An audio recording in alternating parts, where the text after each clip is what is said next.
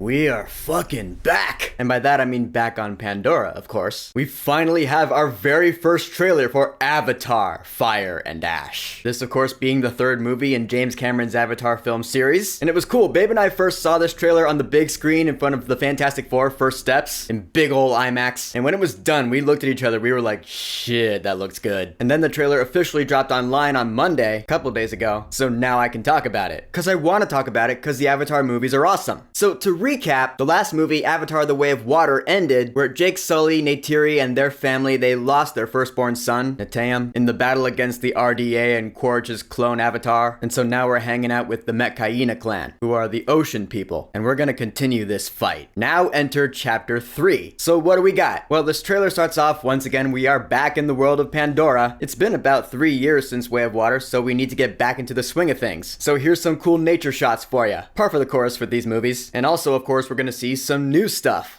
we haven't seen in either of the previous movies. Now we got stuff in the sky, these weird manta ray looking things with tentacle mouths and big old parachute ships that look like the alien from Nope. That's what it reminds me of anyway. But it looks amazing, and again, that's James Cameron for you. These Avatar movies, they're not like other movies. They're these immersive experiences that you don't really get from anything else. In other words, they're shoo-ins for best visual effects at the Academy Awards, because it still looks as real as it ever has. But now, fire has entered the fray. Of course, we have seen the element of fire in the previous movies before, but never to this extent. We start to see that in this trailer, starting with a volcano that puts Mount Doom to shame. Seriously, just look at the size of that thing. I want to go there. It looks cool. Like, I can imagine Frodo and Sam walking up to that thing and being like, oh well, we tried. Yeah, it's pretty enormous. And again, that's another thing I love about these Avatar movies. Like I have said before, each new movie focuses on a different natural element. The first movie focused on the forest, the second one focused on the ocean and water. Now in the third one, we got volcanoes and fire, which has always been one of my favorite elements. That's awesome. It makes me wonder what the next ones are gonna bring into the fold. Like, is there gonna be an underground tribe of people? Probably. Is there a desert? Tons of natural elements and environments left to explore on Pandora, and that's really exciting. We see that Payakan is back.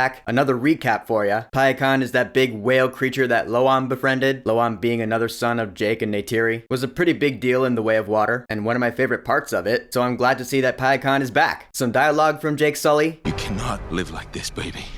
In hate.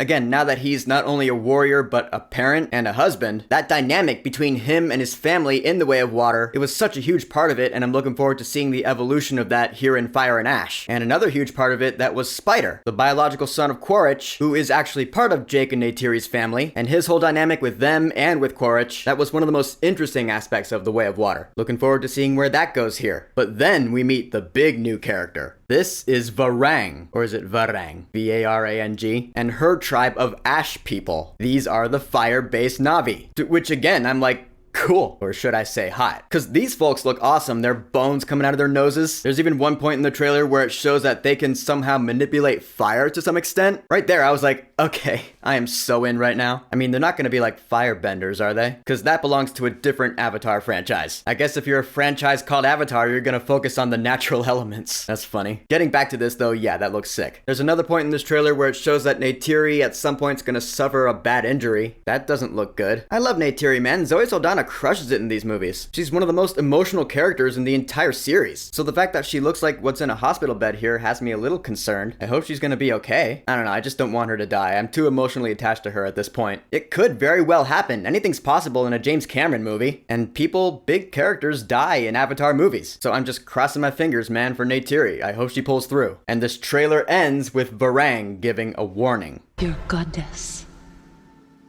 has no dominion here.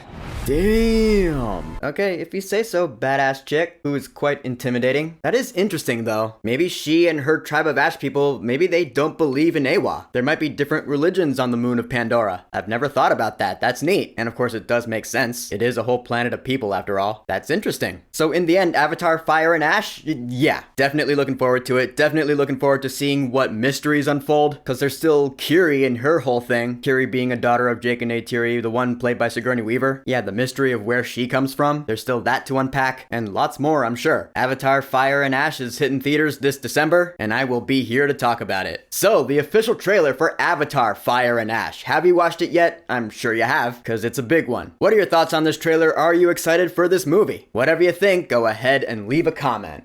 And of course, thank you for subscribing. Peace!